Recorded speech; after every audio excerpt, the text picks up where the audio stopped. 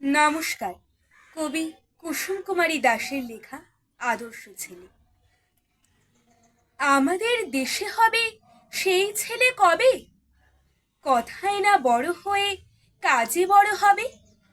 মুখে হাসি বুকে বল, তেজে ভরা মন, মানুষ হইতে হবে এই তার পণ।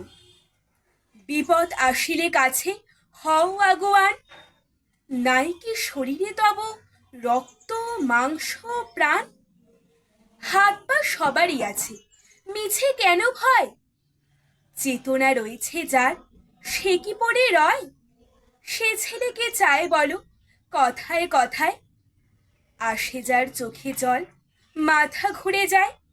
সাদা প্রাণী হাসি মুখে করো এই পণ, মানুষ হইতে হবে মানুষ যখন।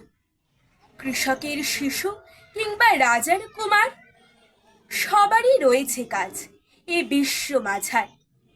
হাতে প্রাণে খাটো সবে শক্তি করো দান, তোমরা মানুষ হলে দেশের কল্যাণ।